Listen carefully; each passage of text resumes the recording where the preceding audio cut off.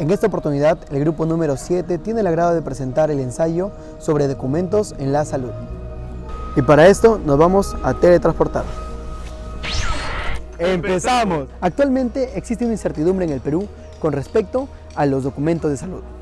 Y es que se desata un sinfín de preguntas en la que nos cuestionamos si los pacientes conocen sus derechos con respecto a la documentación en salud, si algunos médicos respetan de verdad el código de ética o si algunos de ellos utilizan esta información para lucrar con ella. Este es el panorama general que se vive en la actualidad en el Perú.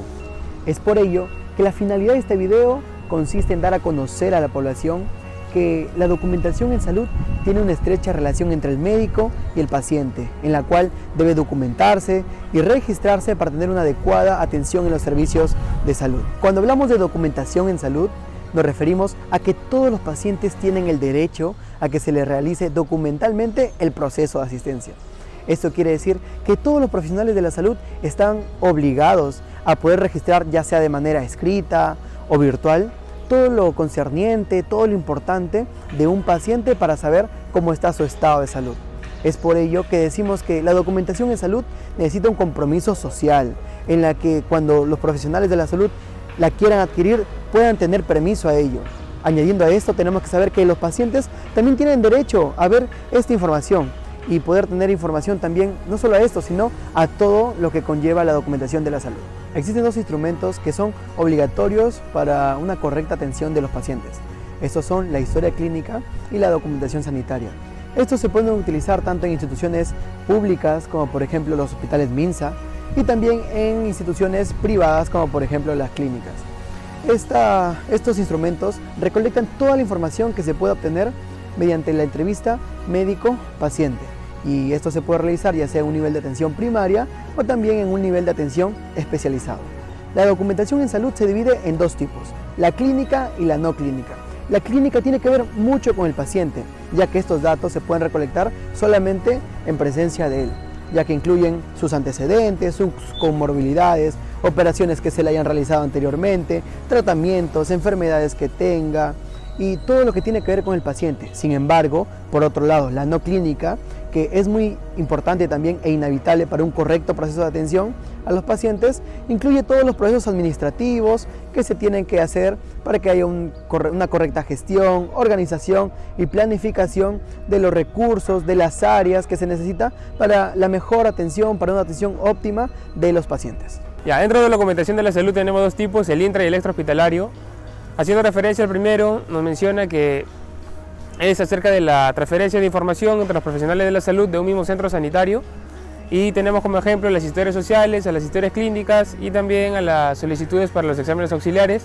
Y en cuanto al extrahospitalario, hacemos referencia a la transferencia de información entre profesionales de la salud pero de distintos centros sanitarios, pero que van a estar relacionados entre sí. Un ejemplo de esto es la solicitud de derivación de los pacientes a otros hospitales.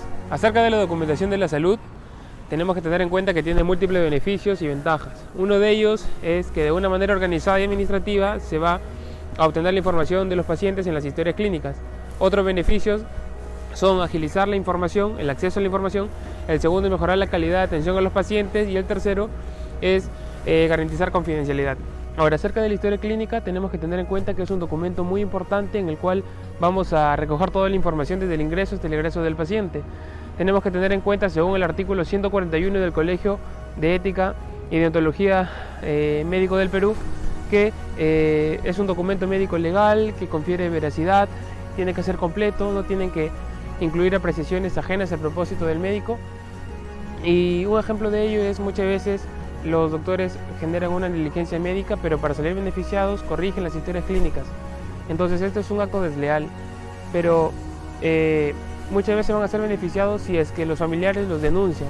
Pero hago énfasis en que si los familiares lo denuncian, porque muchas veces estos familiares no conocen cuáles son sus derechos legales y en la mayoría de los casos no saben cómo actuar ante este tipo de situaciones. Entonces muchas de estas personas no conocen cómo actuar ante este tipo de situaciones ni saben sus derechos legales. Entonces tenemos que basarnos en el artículo 101 de Ética y Deontología del Colegio Médico del Perú, el cual menciona que toda persona tiene el derecho de exigir que le den su epigrisis o su historia clínica para así poder comprobar junto a su abogado si es que ha habido una negligencia en caso de un supuesto fallecimiento de un familiar. Bueno, siguiendo con la exposición de nuestros compañeros y la del día de hoy, para concluirla, tenemos en cuenta de que hemos revisado una amplia bibliografía y entonces hemos tenido que en la revista cubana de medicina integral hemos identificado principalmente que la prescripción médica y el orden médico es algo importante. ¿Por qué? Porque gracias a esto nosotros vamos a tener que tener en cuenta que nos van a poder juzgar en la parte del exterior. Entonces tenemos que tener en cuenta que esto tiene que ser beneficiario tanto para el paciente que viene a nuestra consulta o a atenderse con nosotros y asimismo lograr su beneficencia para que pueda tener tanto, por ejemplo, un tratamiento muy buen enfocado y que no beneficie y no que lo beneficie más que todo que en vez de alguna malversación de esto. Y esto implica mucho porque la sociedad se va a guiar de estas interacciones o de estas cosas o de estos consentimientos, y tenemos que tener en cuenta que es importante en nuestra vida como médicos. Entonces, también habíamos tenido en cuenta una frase del señor William Oster que decía: la medicina es la única profesión universal en las cuales partes siguen los mismos métodos que actúan sobre los mismos objetivos, entonces busca los mismos fines. Es decir, tenemos que nuestra profesión como médicos debe actuar en un buen fin, ayudando a las personas, teniendo en cuenta no relaciones o vínculos familiares, o como se puede ver en nuestra sociedad actual del Perú, donde si tú tienes alguna rama o alguien que te apoye a llegar a alguna parte más rápido, la puedes tomar. En cambio, eso está mal. Entonces tenemos que nosotros seguir un orden de todo, el orden preestablecido, y que no nos importe relaciones familiares, amicales, sino que tenemos que ser unos buenos médicos y con buena ética. Según el artículo 145 del Código de Ética del Colegio Médico del Perú, tenemos que tener en cuenta que el consentimiento informado es un documento que va a ser escrito por el médico y que propiamente va a tener que tener buena legibilidad y va a tener que tener buena letra al momento de su redacción. Asimismo, se tiene que tener en cuenta que este documento es legal. Entonces, por su mismo nombre y como está prescrito, tenemos que decir que este documento tiene que ser llenado con información real y veraz de nuestro paciente.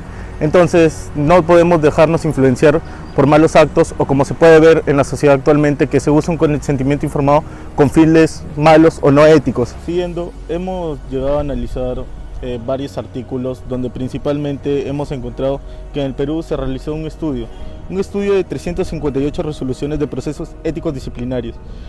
Dentro de este estudio que se realizó tanto entre los años 1991 y 2015, podemos identificar que dentro de entraron 296 estudios al estudio último que se realizó, donde se analizaron 448 médicos. Dentro de estos se ha hecho una lista con las principales alteraciones o errores que se cometen. Dentro de estos, la que mayor porcentaje tuvo fue la mala atención ocupada, que el principal motivo fue la denuncia, o sea, la negligencia médica. Por el segundo lugar, tenemos que seguía la expedición irregular de los certificados médicos. Luego fueron estos catalogados como delitos y no atender con un consentimiento informado.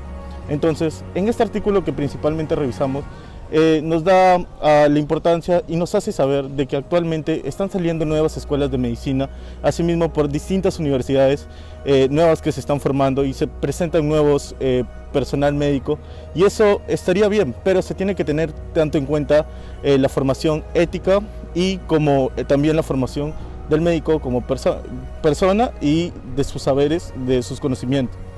Entonces se ha podido identificar de que el consentimiento informado algunas personas no le están tomando mucho en cuenta, y esto debe ser importante debido a que el consentimiento informado nosotros tenemos que informarle al paciente que debe saber todo lo que se le va a realizar y todo lo que se debe saber, que se le hará, y todo esto es en su beneficencia de él. Entonces esto es importante debido a que con esta firma podemos nosotros proceder a hacerle distintos procedimientos que se requieran en él. Pero en estos tiempos se ha tomado con mucha menos importancia, y es algo que se debe rescatar y es algo que se tiene que tener en cuenta de que es muy importante el consentimiento informado en las personas, y que se debe tener en cuenta que se debe hacer a los pacientes y siempre tienes que explicarse los riesgos de que conllevan todo proceso que se le hará o se le realizará. Entonces, para concluir nuestra breve exposición de todo el tema que hemos hecho, nos vamos con la frase de que en cada acto médico debe estar presente tanto el respeto por el paciente y los conceptos éticos y morales. Entonces, la ciencia y la conciencia estarán siempre del mismo lado. Entonces, siempre van a estar al lado de la humanidad. Muchas gracias por su atención.